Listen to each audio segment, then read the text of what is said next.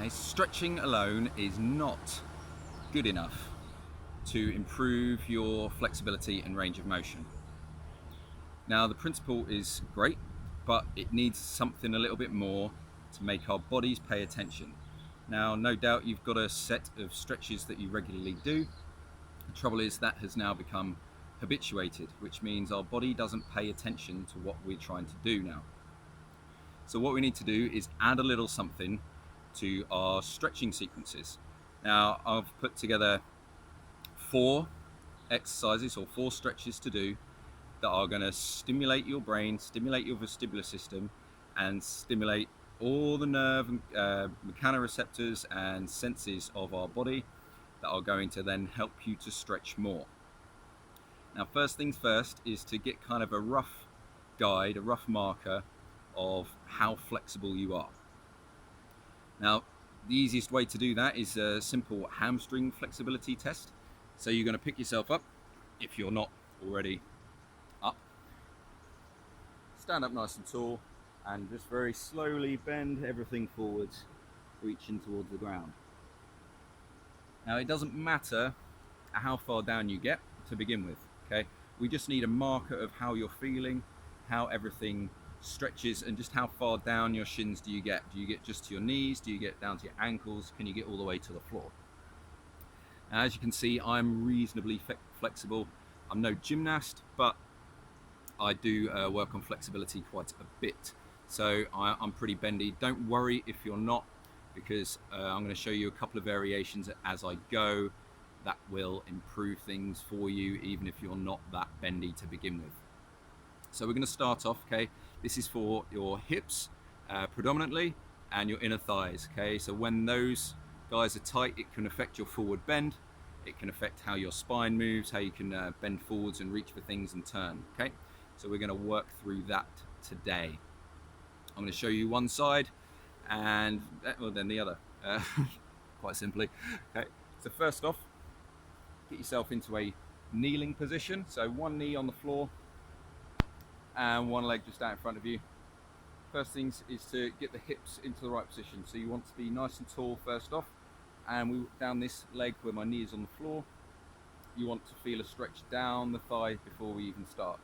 Now, don't be tempted to lean forward, because then we'll often get an arch in the lower back. Okay, if I can put my teeth back in. So make sure you tip your pelvis forwards first. Okay, that's first thing. Okay. Next, we're going to tuck the chin to the chest. Maintain that stretch. Then you're going to sink the chest back through your body, and then try and bring your forehead down to your knee. Then we're going to take the head up, look up towards the sky or the ceiling, bring the chest forward again, arch your back into our start position. Chin to chest, sink through, down, let your hands relax to the floor, look up,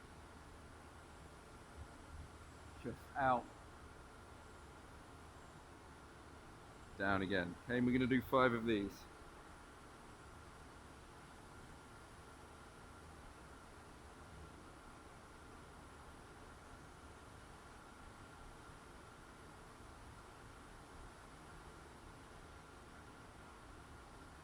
Next step, we're going to straighten that leg out in front of us slightly.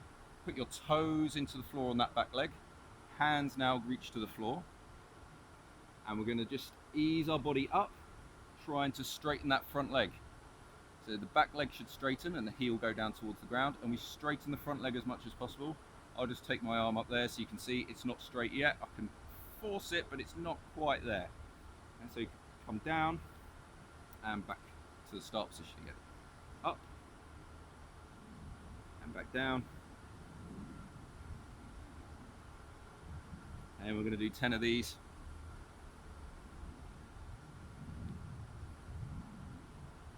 Each time you stretch, just try and get that front leg just a smidge straighter each time.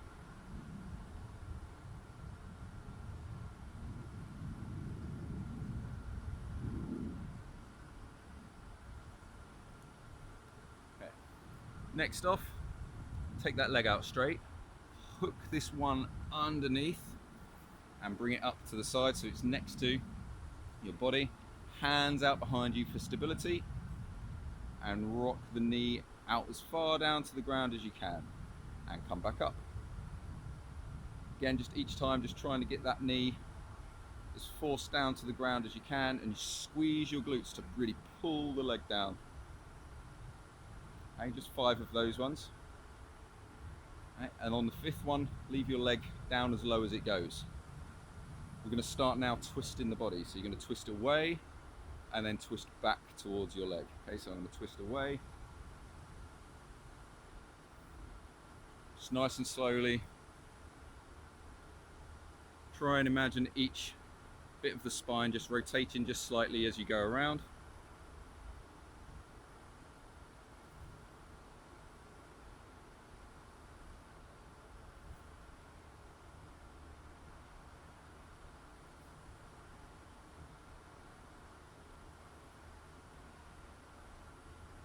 Trying to keep that knee on the floor. Mine's wobbling around, okay, it's drifting up.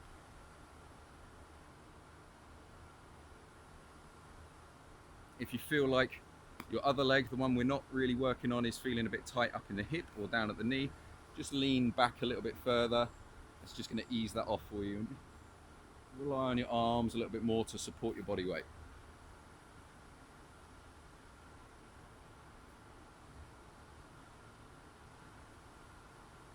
And from there, you're going to bring your other leg back in.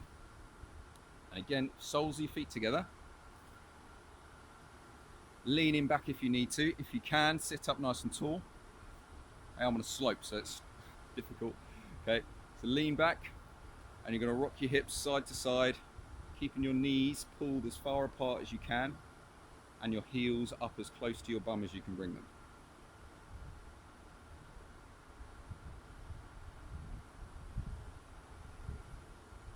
Really focus on squeezing your glutes, your bum muscles, so that you can get as much stretch out of this inner thigh as you can. And then just stop in the middle again and hold. Now we're gonna, from this position, reach over again and back over to the other side again, keeping your arms out behind you for support. Trying to keep those knees as close to the ground as you can without the rest of your body moving.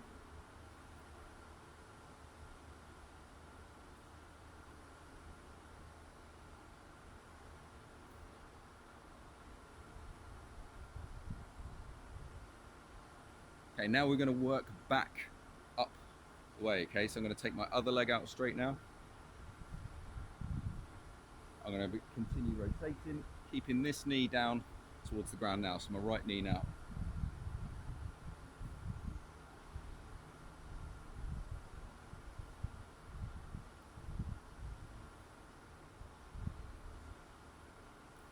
Bringing the leg up and back down again.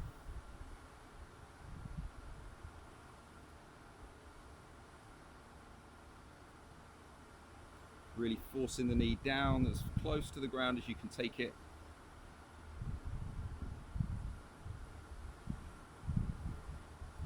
Bring this leg in and take it out behind you. Toes on the floor now.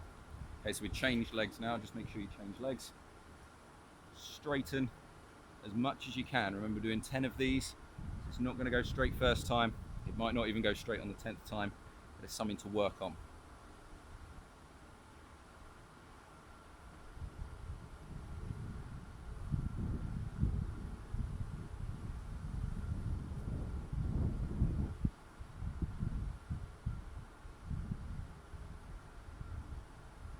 And then that back knee comes back down on the floor. Come up nice and tall. Remember that hip position. Really trying to force the hip forward, feeling a stretch down the back of the front of the leg, through the quads towards the knee, from up in the hip. And we're going to lead with the head, chin to chest first, sink the chest back, round, and then take the forehead down towards the knee. Look up, chest up, shoulders back, without arching, okay? So we just got to be careful not to get that arch at the end. So we finish there. Chin to chest, round, head up, chest out, chin, chest, shoulders.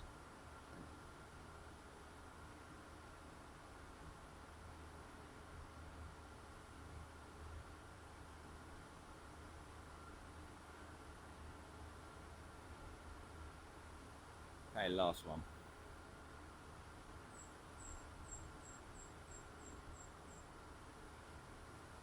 Okay. Once you've gone through all that, we need to now check what your flexibility is like. Okay, it should have improved quite drastically. Okay, so we're going to stand back up again, do our forward fold, and get down as close to the floor as you can. Okay, you should notice a marked difference.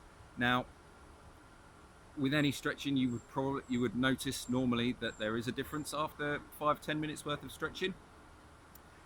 Now, after stretching, we normally go and sit in a car because we've finished our workout, we've done a workout, we've done some stretching at the end of it, okay, and you feel nice and loose and flexible. Go sit in a car, go get home, maybe put our feet up and watch TV for a little while. Okay, the real test for this is that you don't do any more stretching than this. You come back to your test, okay, your forward bend test, say an hour, 2 hours later after a period of inactivity, and just see how much flexibility you've maintained. Okay, with normal stretching, it most likely would have all come back to where you were before you started stretching. With this form of stretching, the effects tend to be a bit longer lasting, okay, and you're going to get more flexible much faster. Okay, so I'm Pete and this is Retrain Pain. We're going to